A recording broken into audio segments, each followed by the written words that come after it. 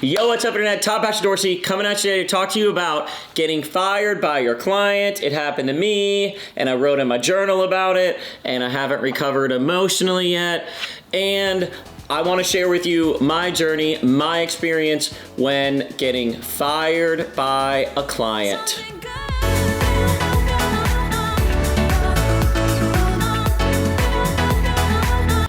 All right, so this was a tough experience, and I have been fired before by clients. It shouldn't happen that much, okay? First, it's okay that it happens. It shouldn't happen that often, but in your career, it is going to happen. And I'm gonna share with you the most recent experience. So, I was working with a client on retainer.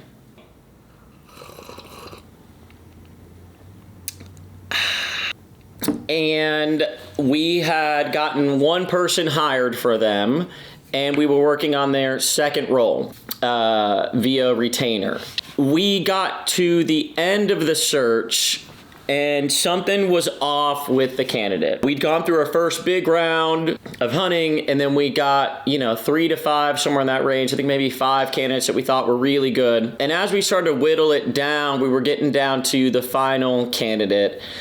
And something felt off. We could tell that, the candidate just wasn't as responsive. When you have that feeling that it's just not in alignment with that person. They kind of took the call and they kind of took the interviews, but it's just not exactly adding up. And we had a sense that something was going to happen, that candidate was going to pull out. And it actually, to be fair, should have been noted early in the process. The candidate looked really strong on paper, but my recruiter let me know that just something kind of didn't feel right.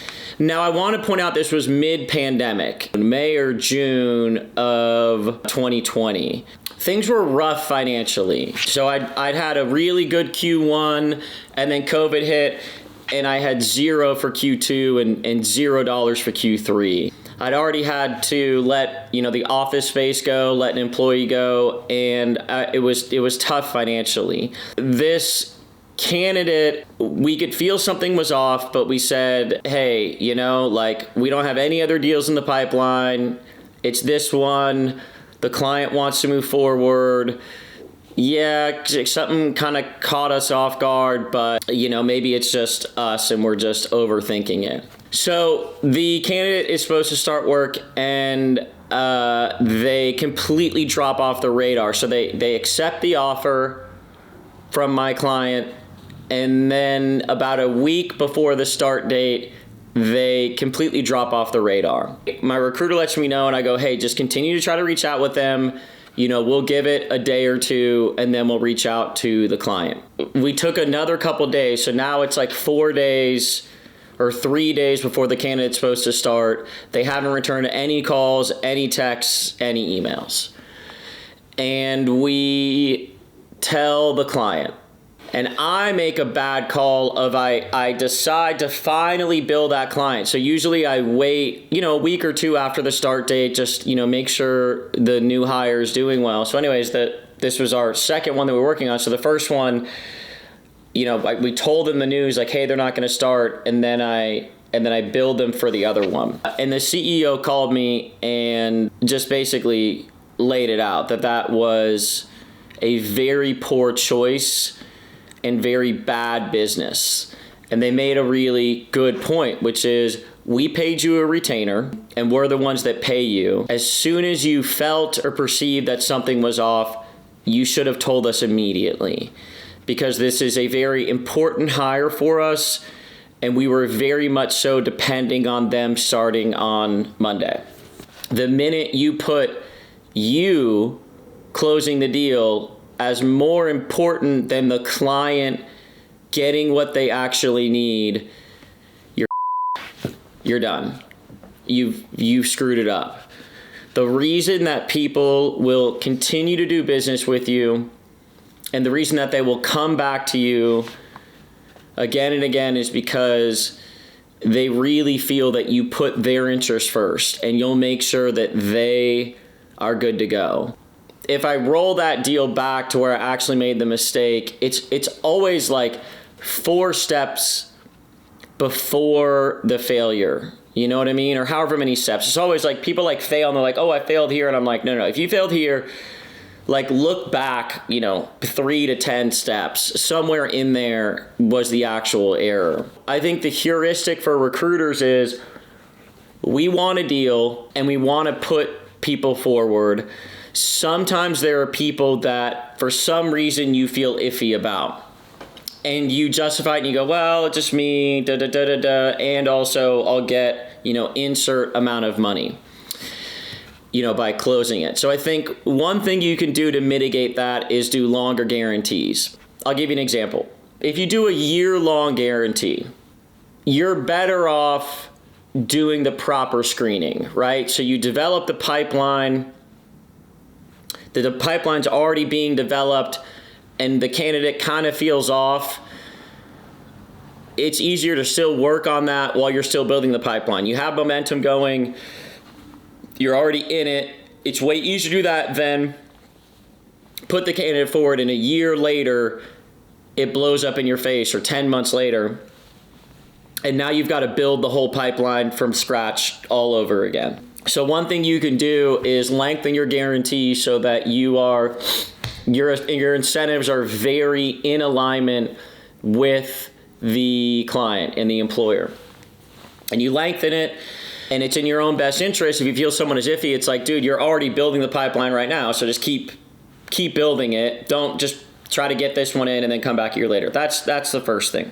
Another one is be willing to kill your own deal. So if you have someone that you feel iffy about, if you still feel the pressure to put it forward because you want them to see that you're working on it and you think it could be off, then put them forward and make that note.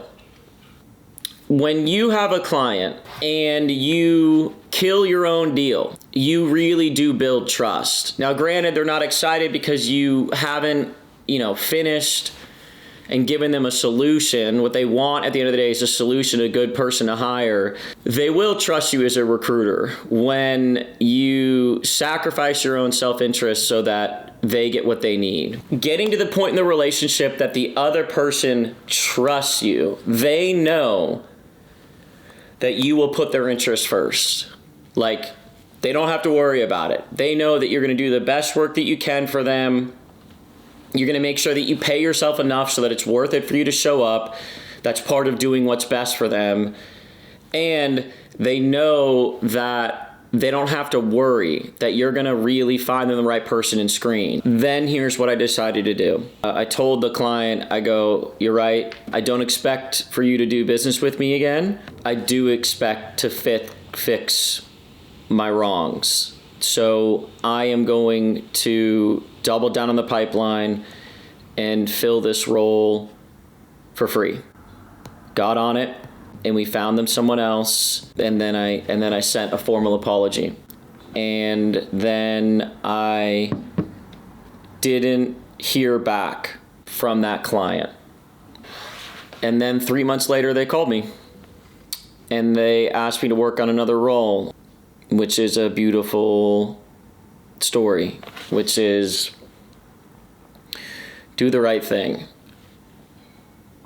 Even if you make mistakes, even if you mess up, do the right thing and it will come back. And they didn't really talk about what had happened. There was an internal meeting and there was another recruiter working on the role, and the CEO asked for me to work on it. So what I took out of that, play the long game. Play the long game of really doing right by people, really putting their interests first, taking the hit short term, because in the long run that doing right by other people and putting them first, that is the only way to win. All right, well, those are my thoughts. You can do it. Be better than me. not hard, very low bar, and I hope this helps someone out there. Todd out. Be back to talk to you soon.